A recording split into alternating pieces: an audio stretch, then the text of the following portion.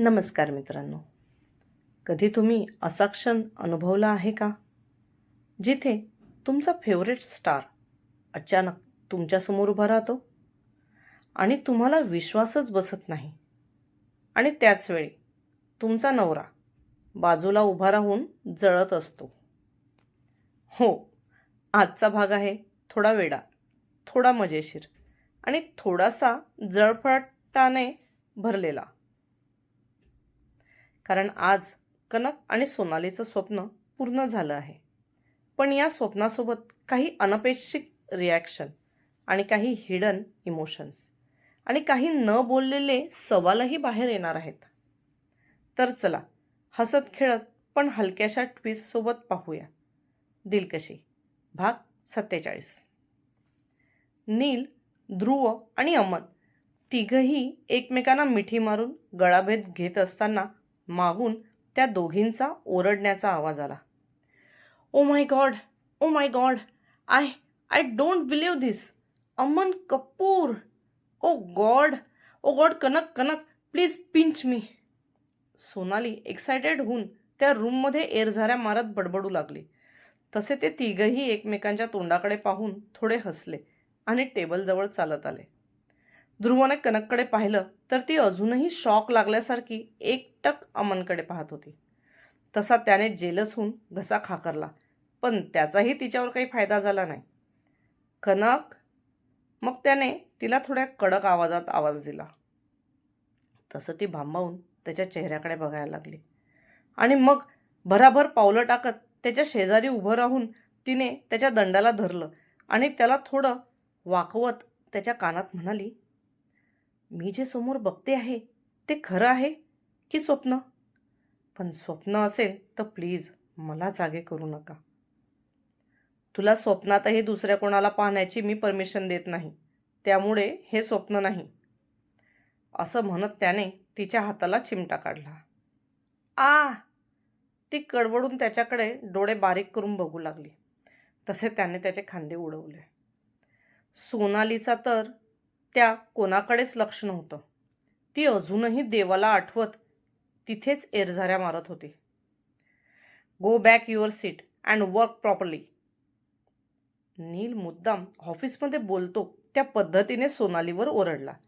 तशी ती हडबडून एका जागेवर उभी राहिली. येस सर, असं म्हणून ती टर्न झाली, पण लगेच तिला काहीतरी आठवलं आणि ती सगळ्यांच्या तोंडाकडे पाहू लागली. तर सगळे तिच्यावर हसत होते. Let's see if the conversation continue, we will have lunch. Dhruv अमनला म्हणाला. तसे सर्व टेबलकडे चालू लागले. अमन खुर्चीवर बसताच त्याच्या बाजूच्या चेअरवर कनक बसायला गेली तर ध्रुवने लगेच तिचा हात धरून तिला मागे ओढलं आणि तो स्वतः त्या ठिकाणी बसला. ध्रुवला चेअरवर बसलेले पाहून दुसऱ्या बाजूच्या चेअरवर नील बसायला जाणारच होता की सोनालीने तो बसण्या अगोदर ती चेअर मागून ओढली. त्यामुळे नील जोरात खाली पडला.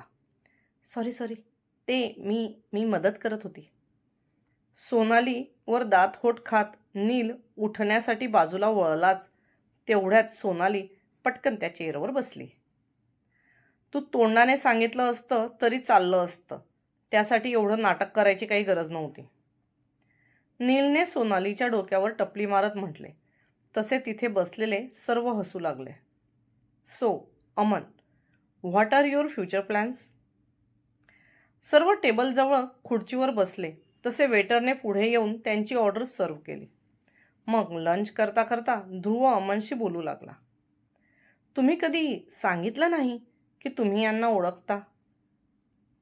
कनक तिच्या खुर्चीवरून थोडं वाकत ध्रुवच्या कानात खुसफुसली. सोनालीचा तर कोणाकडे काहीच लक्ष नव्हतं. ती फक्त अमनच्या बाजूला बसून त्याचा प्रेझेन्स फील करत होती. तिचं तिच्यासमोर वाढलेल्या ताटाकडे सुद्धा लक्ष नव्हतं. I am a big fan for yours. I wanted to meet you since long, but destiny come today.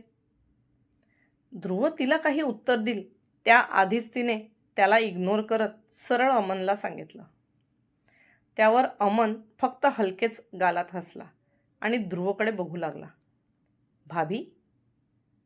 अमनने ध्रुवकडे बघून प्रश्न केला. तसा ध्रुवने स्माईल करत मान होकारात हलवली. नाईस टू मीट यू भाभी. अमन खाता खाता तिच्यासमोर त्याचा हात पुढे केला. तसं ती शॉकमध्ये डोळे मोठे करून त्याच्या हाताकडे बघू लागली. तिच्या त्या रिॲक्शनवर ध्रुवने वैतागतच मनात डोळे फिरवले.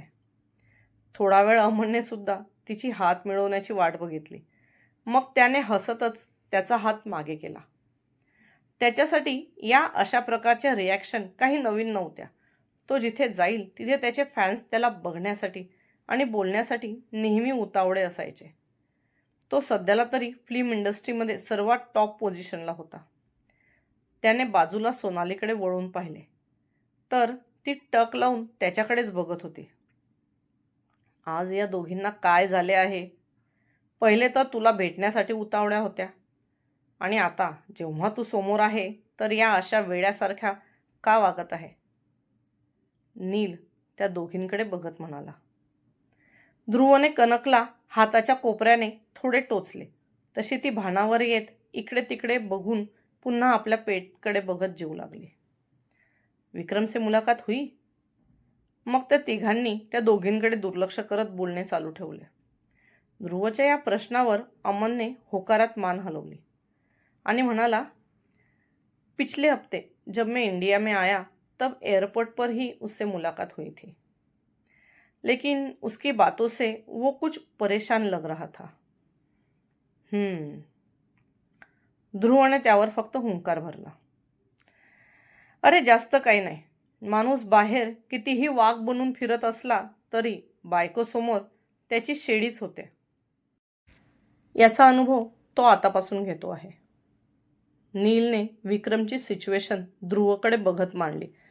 तसे ध्रुवचा चमच्यावरचा हात घट्ट झाला आणि तो दातावर दात दाबत नीलकडे बघू लागला.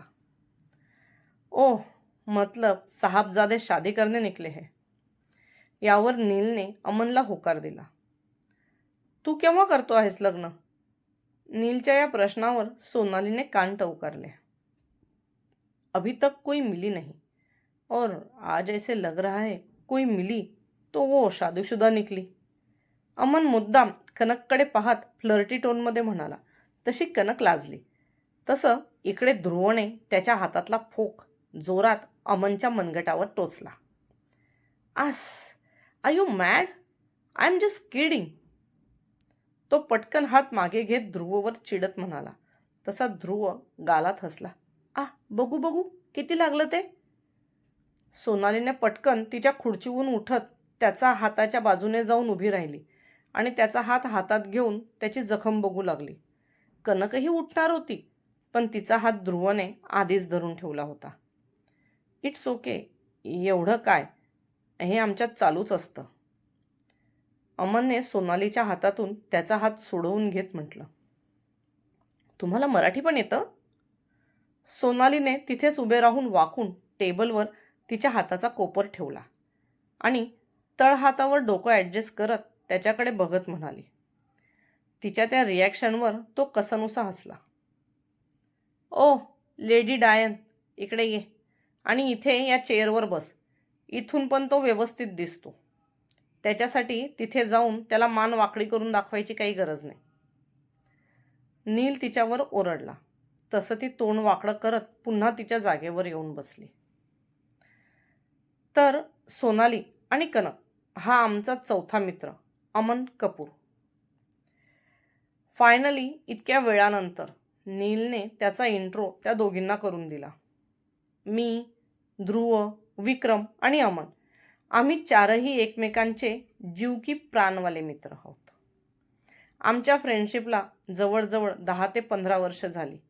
तेव्हा आम्ही सगळे शिकत होतो, नील सांगत होता आणि कनक ध्रुवकडे रागात बघत होती.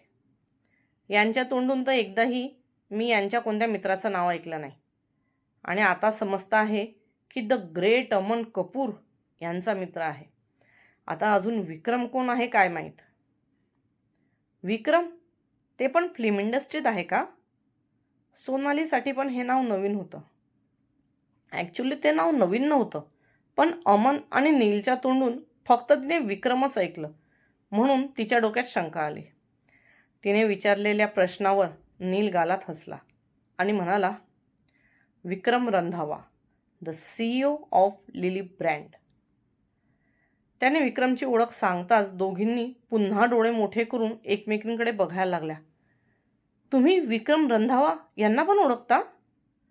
सोनाली उठून उभे राहत आश्चर्याने नीलकडे पाहत म्हणाली. तसा त्याने तिचा हात खाली पकडून त्याला पुन्हा खुर्चीवर बसवले. सारखी सारखी काय खुर्चीवरून उठून उभी राहतेस ग? इथे फेविकॉल आणूनच तुला चिपकवून ठेवतो.